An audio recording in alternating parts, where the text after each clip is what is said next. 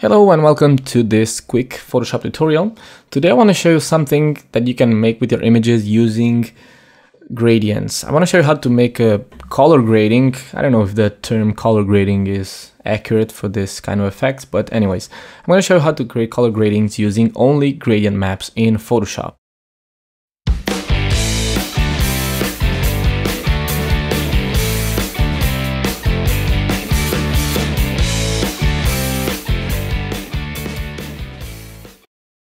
Now, the gradient maps are not the best tool to create color gradings, even though you can create some cool effects if you know how to use them wisely. And today I want to show you a technique that I'm using to create some cool color changes on my images.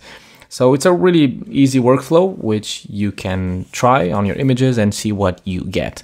I'm going to use this image, which is a raw file. You'll find the link to it on the video description if you're watching this from YouTube, and also on my website if you're watching it from there.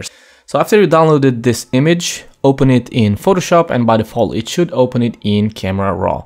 Now we're gonna make a few basic edits here, and one of the things that you should keep in mind is what kind of color palette you want to get. So what kind of mood or what kind of look you want or style for your image.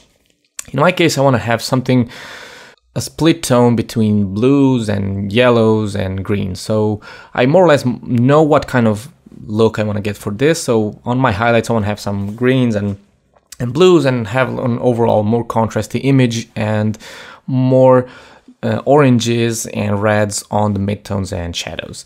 So the first thing I want to do is I'm going to make some really quick edits here, just increase the exposure a little bit, increase the clarity slightly. Now maybe also increase the contrast a bit, increase the vibrance a bit, and change the temperature slightly.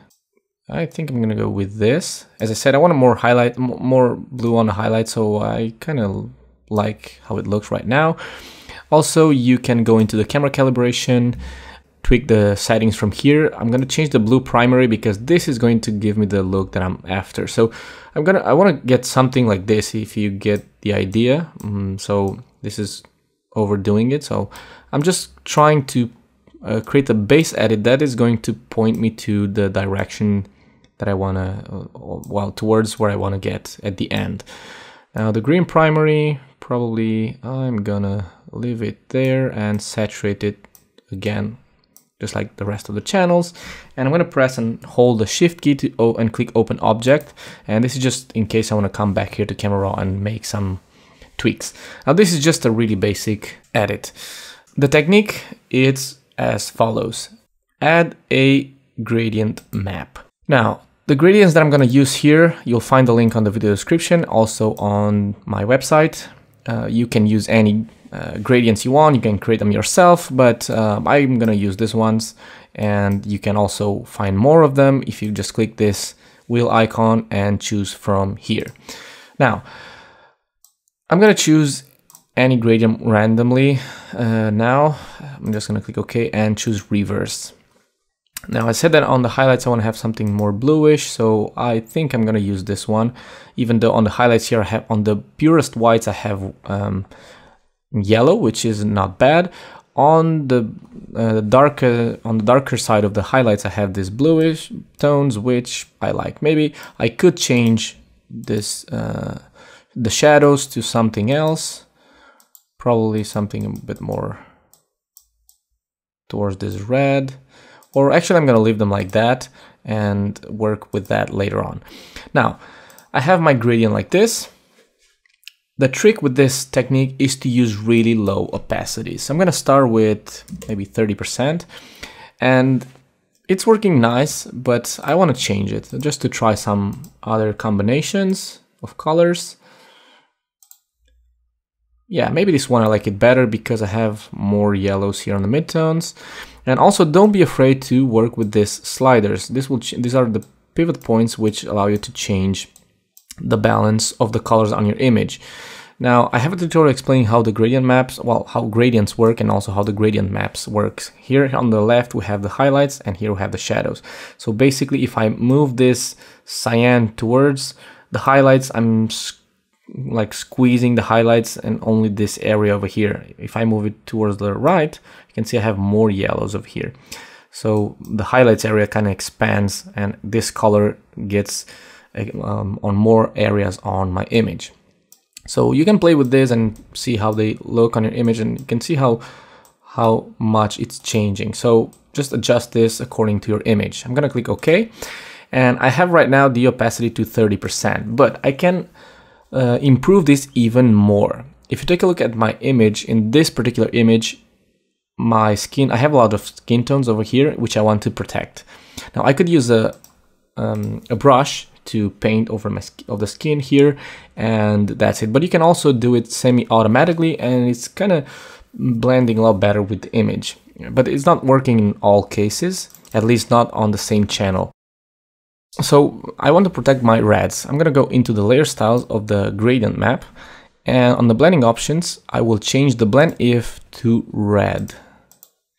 Now I'm gonna use the underlaying layer because I wanna affect the underlaying layer, and I will move this slider towards the left, and you can start to see how this orange and red start to show up.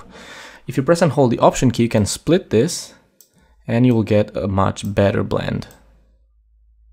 Now I'm going to click OK, and if I deactivate this, you can see that the blues are still visible over midtones and some of the shadows, and I can come back here now and tweak this even more and see how my image looks like.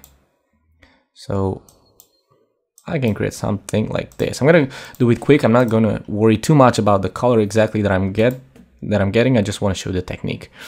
The next thing you want to do is add another one, so you can stack yet another one and try a different one. Let me just use this one for the sake of this. You can try hue as well. It might work, but you have to use really low opacities. It depends on the gradient. Sometimes you get this kind of artifact, so try and move the sliders around or simply change the blend mode. Color looks really good. If you want more contrast, you could use overlay or soft light, and if you want more light, you can use lighten or screen. With the color dodge, you get really burnt out images, so it's not working most of the times. Now I think I'm going to stick with the soft light, and I'll have to drop the opacity even more. Now here I could do the same. I could just go into the blending options, and I could use one of the channels or use the gray. If you use the gray, it's going to affect the whole image. So if you don't want this effect, for example, of the second gradient to be visible over the shadows, you can just split this like that, and the effect will start to vanish on your shadows. Right now the opacity is really low and you cannot see it. So let me just crank it up a little bit so you can see it a bit better. Okay, see that? So I'm protecting my shadows from that effect. And now I'm going to add a bit more contrast using curves adjustment. And of course here you can go into the channels and make even more edits. Now a really cool trick is, if you don't really like this color combination, I just made it randomly, you can add a hue saturation adjustment. Now change the blend mode of this adjustment to color, and now just change the hue. And you can leave the opacity to 100% until you see what you're getting, and when you like it, you just drop it. When you like the color combination that you get, you can drop it. And of course you can further change this or increase the saturation of it. So another cool way of changing the whole thing here using one single adjustment. And that's a quick technique that I wanted to show you. Now the colors here are not really the ones that I liked, but we went from this to this. Using different gradients will give you different results, maybe better than the ones that I'm getting here.